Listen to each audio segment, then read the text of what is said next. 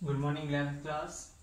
आज हम शारीरिक शिक्षा का पार्ट 1 का शारीरिक शिक्षा एवं बदलती प्रवृत्ति और करियर में अंतिम अध्याय यानी कि लास्ट पार्ट यानी थर्ड पार्ट पढ़ने जा रहे हैं।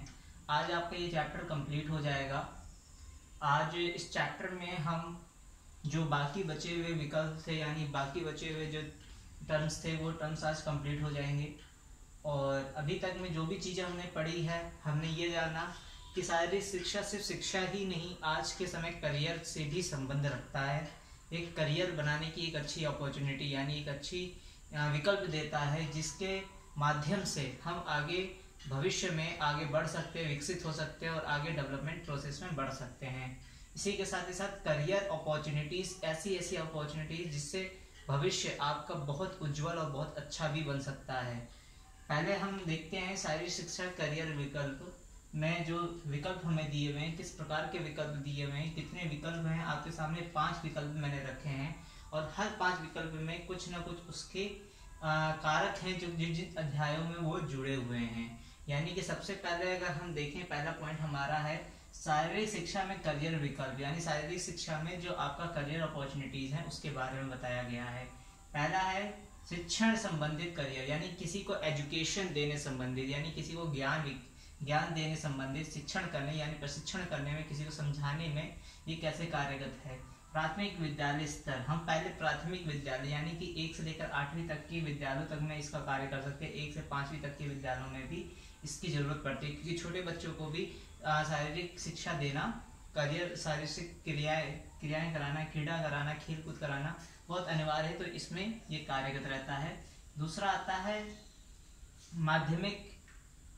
माध्यमिक स्तर, विद्यालय स्तर जो माध्यमिक रूप से होता है, जो मध्यम वर्ग के अंदर की जैसे कि 8वीं तक के स्तर के बच्चों के लिए होता है, वो माध्यमिक विद्यालय स्तर में आता है। और तीसरा आपका वरिष्ठ माध्यमिक विद्यालय स्तर, यानी कि जो थोड़ा सा इनसे अपग्रेड यानी 12th क्लास तक के बच्चों के लिए रहता है, उनके लिए भी ये विकल्प है। यानी कि इन तीनों लेवल पे अलग अलग इसके संबंधित करियर आप बना सकते हैं। और अंत में महाविद्यालय एवं विश्वविद्यालय स्तर, यानी कि आप कॉलेजेस वगैरह, विश्वविद्यालय वगैरह में भी आप शिक्षण से संबंधित, खेल शिक्षा से संबंधित यानी शारीरिक शिक्षा से संबंधित अपना करियर बना सकते हैं। एक ट्रेनर के रूप में, एक कोच के रूप में या फिर और किसी भी रूप में आप इन जगहों पर अपना करियर अच्छा बना सकते हैं। अब आता है दूसरा प्रशिक्षण करियर। प्रशिक्षण करियर वह करियर होता है जिसके अंतर्गत में आपके किसी को सुधारना या किसी को किसी चीज से संबंधित, खेल से संबंधित उसको प्रशिक्षण देना, तो यानी प्रशिक्षण करियर इसमें आता है। ये प्रशिक्षण देने के कार्यगत होता है। पहला है प्रशासन संबंधित कोर्स, यानी संबोधित कोर्स, यानी प्रशासन से संबंधित, यानी कि जो खेल आप खेल रहे हैं उससे संबंधित, एसोसिएशन से संबंधित आपको सारे कोर्स करवाना। फिर शारीरिक शिक्षा विभाग, यानी शारीरिक शिक्षा यानी कि फिजिकल एजुकेशन डिपार्टमेंट में भी आपको एक अच्छी अपॉर्चुनिटी से मिल जाती है। फिर खेल विभाग, यानी कि स्पोर्ट्स लाइन में, स्पोर्ट्स डिपार्टमेंट में भी आपको सरकारी रूप में नौकरी मिल सकती है, किसी भी खेल के आयोजित रूप में। औद्योगिक मनोरंजन, यानी औद्योगिक मनोरंजन यानी कि खेल से संबंधित जो मनोरंजन क्रियाएं होती हैं, विभिन्न प्रकार की क्रियाएं अवगत करवाई जाती हैं, उनमें भी आप अपना करियर बना सकते हैं। और इसमें अंत में खेल सुविधाओं का प्रबंध, यानी प्रबंधक के रूप में, इस खेल के प्रबंधक के रूप में, क्योंकि प्रबंधक भी एक मुख्य कारक होता है, क्योंकि हर एक खेल का कुछ ना कुछ प्रबंधित कार्य करवाना होता है, जैसे पिच तैयार करवाना, अलग अलग प्रकार के इंस्ट्रूमेंट्स जो खेल में प्रयोग होने हैं उसका प्रयोग करवाना, ये यानी सुविधाओं को पूरा प्रबंध करने वाला इस सब में आता है। यानी प्रशिक्षण करियर में आप इन 5 विभागों में आगे बढ़ सकते हैं। फिर उसको आता है स्वास्थ्य संबंधी करियर, यानी स्वास्थ्य से यानी हेल्थ से जुड़ी हुई संबंधित, हेल्थ क्विल, यानी कि हेल्थ क्विल यानी कि खिलाड़ी की स्वास्थ्य से लेकर A to Z चीज के बारे में विशेषताएं बताना, उनकी संबंधित चीजों को बताना कि खेल में किस प्रकार से स्वास्थ्य, किस खेल के द्वारा किस खेल के स्वास्थ्य संबंधी क्रियाएं होती हैं, उससे संबंधित इसमें बताया जाता है। एथलेटिक ट्रेनिंग, यानी जैसे कि आज के टाइम पे आप एथलीट, दौड़, उछल कूद का जो कितना भी खेल होता है, जगह से जितने भी गेम्स हैं, एथलेटिकल जितने भी गेम हैं, उनकी ट्रेनिंग करवाना, उनके कोर्सेज करवाना, इस स्वास्थ्य संबंधित करियर में इसको जगह मिलती है। प्रदर्शन संबंधित करियर, यानी प्रदर्शन यानी एक अच्छे खिलाड़ी के रूप में तैयार होना या एक अधिकारी के रूप में तैयार होना। जैसे कि एक खिलाड़ी ही एक अच्छा कोच बन सकता है, क्योंकि खिलाड़ी को पता ही, जैसे हम क्रिकेट में देखते हैं, जैसे अलग अलग खिलाड़ी जब खेले होते हैं वही आगे जाकर कोच भी बन जाते हैं। तो उसी तरीके से एक अधिकारी रूप में भी वो तैयार होते हैं, एक अधिकारी रूप में भी आ जाते हैं। एसोसिएशन बीसीसीआई में देख लीजिए, जैसे गावस्कर, सौरव गांगुली, अलग अलग ऐसे खिलाड़ी हैं जो अधिकारी रैंक में पहुंच गए बीसीसीआई में। और भी ऐसे अलग अलग खेल हैं जिसमें खिलाड़ी जो हैं वो अपने अधिकारी रूप में आ सकते हैं। तो प्रदर्शन संबंधित करियर में खिलाड़ी के रूप में होता है। पहले तो खिलाड़ी के रूप में आपको तैयार होना है, फिर उसके बाद अधिकारी के रूप में आप उसी के माध्यम से तैयार हो जाएंगे। उसके बाद पांचवा आता है संचार माध्यमों में करियर। संचार माध्यमों यानी कि जैसे टेलीविजन में जैसे आप देखते हैं खेल एसोसिएशन के बारे में, जैसे खेल पत्रकारिता, जैसे खेल पत्रकारिता क्या होता है, जैसे आपने देखा होगा आपके न्यूज चैनल्स में कभी कभी आते हैं खेल पत्रकारिता करने के लिए, खेल के बारे में कि क्रिकेट में क्या चल रहा है या और खेलों में क्या चल रहा है, खेल पत्रकारिता कर सकते हैं। यानी स्पोर्ट्स मीडिया के अंदर में आप अपना करियर बना सकते हैं। पुस्तक लेखन यानी कि मैगजीन्स वगैरह, जो मैगजीन्स वगैरह आती हैं, आप उसमें टिप्पणियां लिख सकते हैं, खेल से जुड़ी हुई संबंधित चीजें बता सकते हैं। यानी पुस्तक लेखन में भी आपका करियर, नॉवेल्स लिखने में भी आपका बन सकता है। साथ ही साथ मैगजीन वगैरह जो आती हैं उन सब में भी आप अपना करियर बना सकते हैं, यानी पुस्तक लेखन में आप अपना करियर बना सकते हैं। दूसरा है खेल फोटोग्राफी। आपने देखा होगा कि अखबार में या कई जगहों पे खिलाड़ी खेलते हुए या ट्रेनिंग करते हुए या किसी न किसी चीज में फोटोस उनकी आती है, उनके मैगजीनेशन में फोटो छपती है। वो फोटो कहाँ से आती है? वो फोटोग्राफर्स लेते हैं, वो खेल के स्पोर्ट्स के जो जानकार खेल फोटोग्राफर होते हैं वो उस पोजीशन को जानते हुए उसकी फोटो क्लिपिंग करते हैं और उसको किताबों में या मैगजीन्स में या न्यूज़पेपर्स में असेंबल्स करके आपको पास तक पहुंचाते हैं।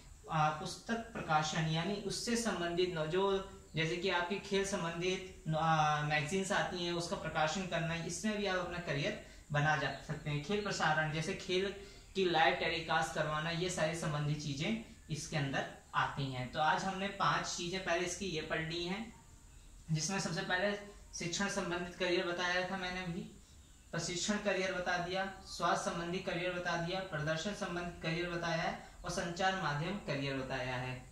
यानी कि ये 5 आपके करियर अपॉर्चुनिटी के सबसे बड़े सार्थक हैं, यानी कि आपके लिए सबसे इंपॉर्टेंट सार्थक माने जाएंगे जो आपको खेल के प्रशिक्षण में आगे विकसित करने में योगदान देंगे। ये पांचों के पांचों आपको आगे डेवलपमेंट प्रोसेस में, आगे भविष्य में अगर आप फिजिकल एजुकेशन से अपनी आगे जीवन में आगे बढ़ना चाहते हैं, यानी शारीरिक शिक्षा से आप आगे बढ़ना चाहते हैं, इसमें अपना करियर बना सकते हैं, तो इन चीजों में आप अपने करियर बना सकते हैं और एक बेहतर और एक बहुत उज्जवल भविष्य के साथ आगे बढ़ सकते हैं। ये सिर्फ खेल के रूप नहीं है, ये खेल की नींव है। ये इनके माध्यम से ही खेल का एक कुशलता पूर्वक कार्य चलता है। अगर ये सारे ना हो तो खेल का कोई कुशलता पूर्वक कारक ना बने। आज के समय में खेल सिर्फ खेल नहीं, खेल एक उज्जवल भविष्य का रास्ता भी बन चुका है। तो आप इन सब में अपने भविष्य आजमा सकते हैं और आगे बढ़ सकते हैं।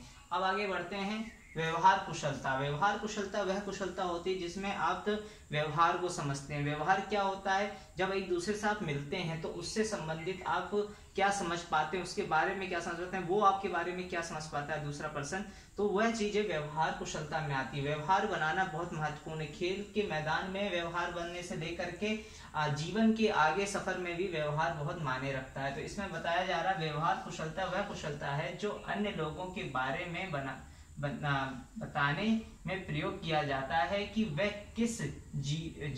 कैसे जीवन जी रहे हैं और कम से कम काम के प्रति उनका दृष्टिकोण कैसा है। व्यवहार कुशलता वह कुशलता है जिसमें हम दूसरे व्यक्ति यानी अन्य किसी लोगों के बारे में जानते हैं, उनके जीवन जीने के तरीके को जानते हैं, उन व्यवहारों को समझते हैं, वो किस तरीके से जीवन यापन कर रहे हैं, किस प्रकार की उनकी सोच है कार्य करने की, उनकी दृष्टिकोण कैसे है उस कार्य को करने की, किसी भी कार्य के माध्यमिक को क्या वो समझ रखते हैं, उससे क्या जानते हैं और उनसे हम क्या सीख सकते हैं। ये सारी चीजें इस कार्य व्यवहार कुशलता में हम दूसरे से व्यवहार से जान सकते हैं। इनके 5 रूप होते हैं, ये 5 रूपों में तैयार रहते हैं। सबसे पहला आता है संचार कौशल, फिर उसके बाद आता है निर्णय लेने की विधि, फिर उसके बाद स्व प्रेरणा, नेतृत्व कौशल, साथ मिलकर काम करने का कौशल। इन 5 चीजों में हम एक व्यक्ति के अंदर ये 5 चीजों को देखने का प्रयत्न करते हैं। इन 5 चीजों पे हम व्यवहार कुशलता का आधार मानते हैं। इस 5 के अंदर अलग अलग प्रकार की कौशलताओं के बारे में बताया जा रहा है कि किस प्रकार से वह व्यक्ति किस प्रकार का है, किस तरीके का उसका व्यवहार है, किस तरीके से उसकी सोचनीय है, वो अलग अलग विधि में किस प्रकार की सोच रखता है। तो सोच के माध्यम पे ये आपको 5 पार्ट में बताया गया है। सबसे पहला है संचार कौशल।